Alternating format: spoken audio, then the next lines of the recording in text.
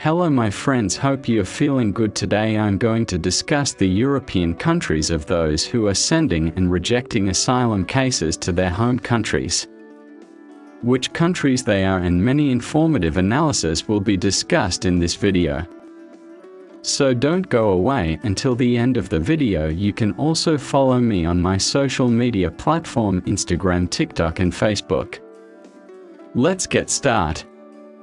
Several European countries are increasing deportations of immigrants, particularly rejected asylum seekers, due to rising political pressure, security concerns, and economic challenges. Nations like Germany, France, Italy, Poland, and Finland are implementing stricter policies, with some proposing deportation centers outside Europe. The EU is also pushing for tougher regulations, redefining safe countries to facilitate returns. While right-wing parties support these measures, critics warn they may undermine human rights and EU solidarity.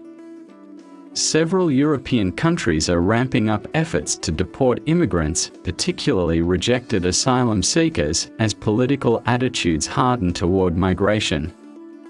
Countries deporting immigrants.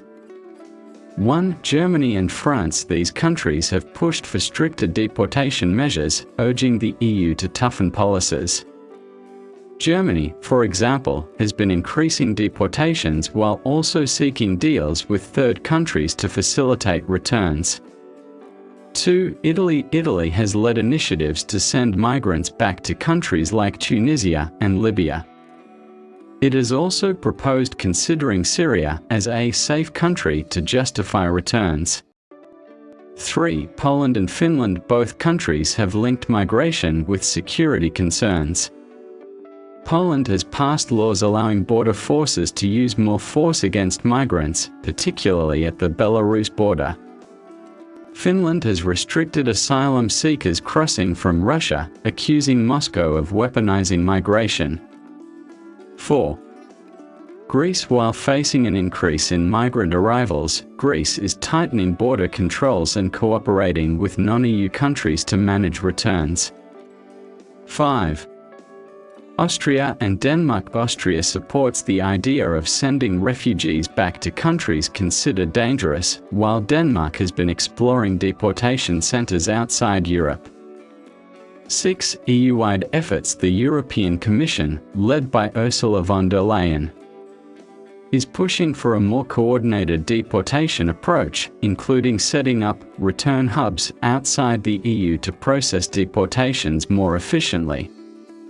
Reasons for deportations. Rejected asylum applications. Many deportations involve individuals who have been denied refugee status and no longer have legal grounds to stay. Political pressure and right-wing influence. The rise of nationalist and anti-immigration parties has led governments to adopt stricter deportation policies.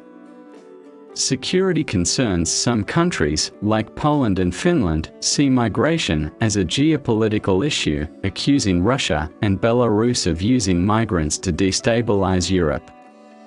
Economic and social integration challenges. Some governments argue that high numbers of immigrants strain public services and welfare systems.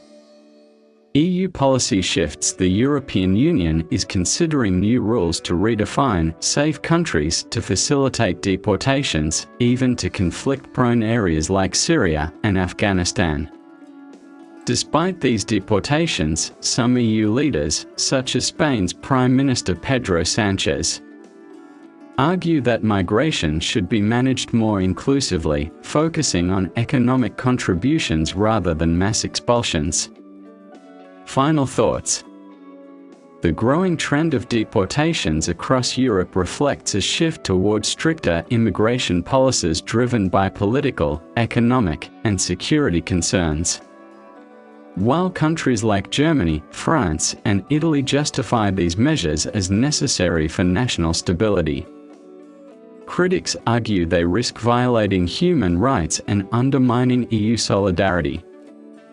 The lack of a unified, long-term migration strategy continues to fuel tensions, raising questions about Europe's commitment to humanitarian values versus political pressures. Moving forward, the challenge will be balancing border control with ethical migration policies. Thank you for watching, and don't forget to share with others so they can also get benefits before moving to Europe.